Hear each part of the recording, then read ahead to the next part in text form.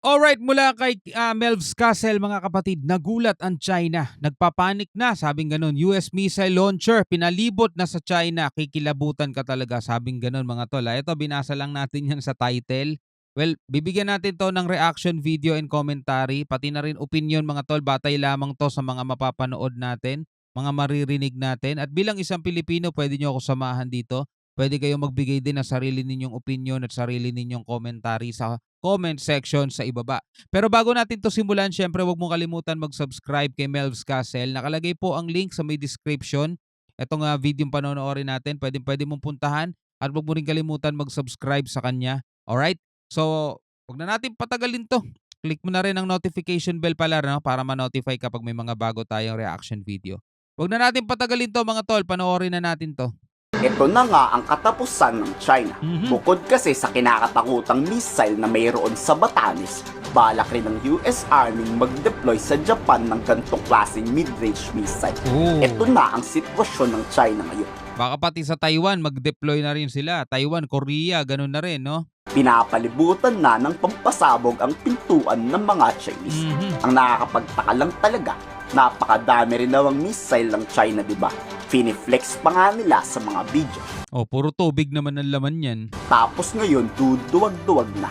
Ang mas inaalala pa at kinakatakutan ng Chinese Foreign Ministry, lahat daw ng EDCA sites binabalak lagyan ng US Army ng gantong klaseng missile.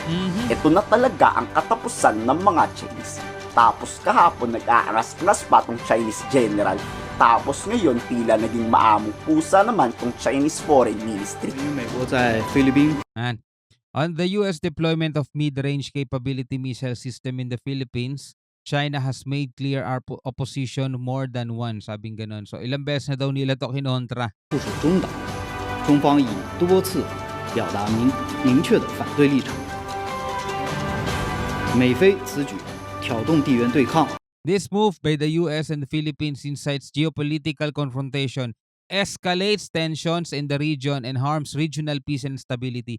Basta makarinig tayo ng ganito sa China, alam na natin kasinungalingan yan eh. Dahil number one mga tol, sila ang gumagawa at sila nag-e-escalate ng tensyon dito sa rehiyon na to mga tol, sa ASEAN region mga tol.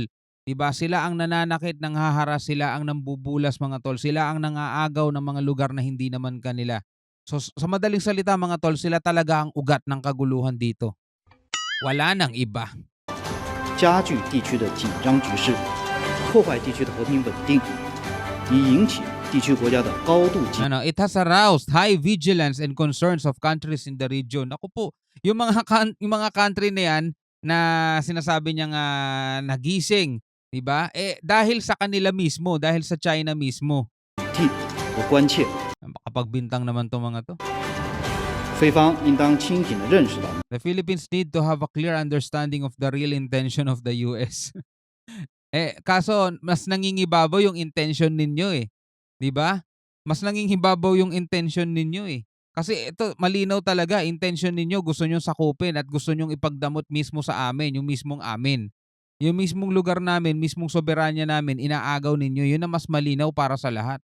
美方的真实目的，回应地区国家的 Respond to the common concerns of regional countries, avoid acting as the cat's paw for the US at the expense of its own security interest. So mamaya pinagsasasabi nito, the cat's paw for the US at the expense of its own security interest. No, baga sinasabi nila mga tol, ginagamit lang daw tayo ng Amerika. Diba? Ang totoo mga kapatid, ang nakikita ng bawat isa sa atin mga tol, tayo ang gumagamit sa Amerika. Ginagamit natin yung puwersa at lakas nila para kahit papano magkaroon tayo ng deterrence dito sa dito sa ginagawa ng China, 'di ba? Tigil-tigilan niyo na kasi China yung pangaangkin niyo diyan, 'di ba? 共同关切，不要牺牲自身的安全利益，为美国火中取栗。按此前的公开承诺， And quickly pull out the missile. O, biglang gaganon, quickly pull out the missile system as publicly pledge. 'Di ba? Ang gusto kasi nila mga tol, mawalan tayo ng depensa at all, 'di ba? Gusto nila alisin natin yung mga bagay na alam nila mga tol na masasaktan talaga sila at alam nila mga tol na pwedeng puminsala rin mismo sa kanila, 'di ba?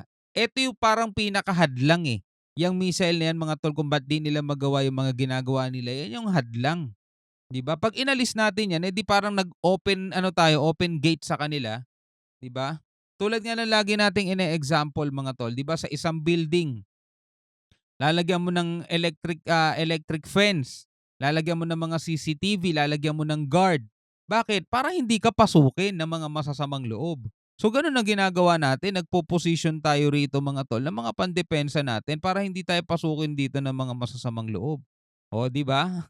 Takot na takot sila oh. 尽快的撤走中导系统。 Ang malaking problema ngayon ni Defense Secretary Gibo Chodoro, kailangan pang baguhin ang Mutual Defense Agreement bago makapasok ang mas madami pang armas pandigma ng Amerika. Pero hindi pa nga dumadating sa Pilipinas ang dagdag na mid-range missile, pinipigilan na agad to ng Makabayan Black. Isa rin 'to sa mga problema talaga natin, eh, 'pag may mga pumipigil mga tol, 'di ba? Pero 'pag pinag-aralan mo naman 'pag pinainggan mo at inanalyze mo yung mga pagpigil nila, hindi mo rin ma-gets yung point. Yes, Makabayan Black na naman. Di daw ba mas Kasi tayo, ano naman tayo, fair naman tayo mga tol, eh. Kahit na sino nagsasalita, pero i-a-analyze natin yung point kung may point ba o pointless, 'di ba? delikado ang Pilipinas pag mayroong ganyan? Di na rin makapangisda ng maayos ang ating mga kababayan. Nagpapasalamat pa nga yung iba dahil pag nandyan ang ating mga tropa, wala raw ang China Coast Guard at nakapangisda sila ng maayos. Tapos tututulan ng Makabayan Black. Pinalagan agad yan ni Defense Secretary Gibo Chodoro. Yun nga po yung worry natin doon. So, yung Pilipinas, Mr. Chair, nagiging lunsaran na yan ng mga military exercise and practices ng iba't ibang mga bansa. So, dati US lang yan. So, meron tayong Japan, meron tayong Canada, meron tayong Australia.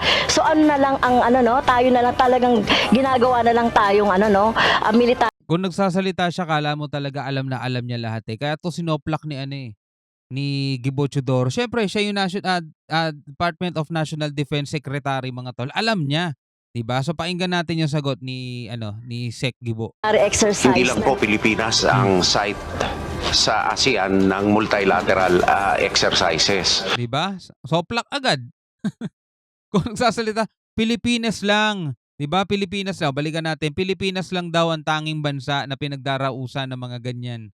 Japan, meron tayong Canada, meron tayong Australia. So ano na lang ang tayo na lang talagang ginagawa na lang tayong military exercise. Hindi lang po Tayo na lang daw, sabing ganun. Pilipinas ang site sa ASEAN ng multilateral exercises. Indonesia, yung exercise Garuda, ginagampanan po ngayon. Thailand, ang COP Thunder, nandyan po. Singapore, nandyan din po, multilateral exercises. Vietnam, nandyan din po. Australia, nag-participate din po ngayon. Japan, South Korea, lahat po nag-e-eksersisyo. Oh, ano sinasabi mo, Franz Castro? 'Di ba? Ang problema kasi, sila mga tol, hindi muna nila kinukuha yung data, no? Hindi mo nila kinukuha yung data, eh. Halimbawa na lang mga tol, yung nakaraang hearing din dito, magkano na ngayon ng instant noodles? Biruin mo may sumagot. Ang sumagot 750 ba instant noodles? Biruin mo 750 daw instant noodles. Ang lang yan. Yung nila, yung data nila, hindi mo alam 19 kopong-kopong pa ata, no? Lahat ng bansa, hindi lang po tayo. Walang koneksyon ang fisher folk natin sa ang pagharang ng China sa fisher folk natin sa mga exercises. Ito po ay sariling gawa ng unilateral at illegal na activities ng China.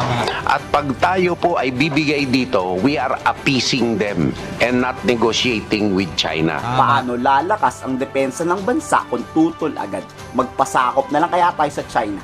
Ano sa tingin nyo ang dahilan bakit tutol ang ibang Pilipino sa mga gantong klaseng depensa? I-komento sa baba. Wala eh. Wala rin tayong magagawa talaga eh. Inupo rin sila dyan eh. 'Di ba? Inupo rin sila ng taong bayan dyan eh. Hindi naman buong Pilipinas mga tol. Kasi, 'di ba, ako, pag bumoboto ko, wala naman yung pangalan nila dun. Anyway, bilang isang Pilipino mga tol, pwede kayong magbigay ng inyong komentaryo. Pwede kayong magbigay ng iyong opinion, 'di ba, ng iyong reaksyon sa comment section sa ibaba. Maraming salamat mga tol sa inyong panonood. Hanggang sa muli, ako nga pala si Shobal D. Peace out.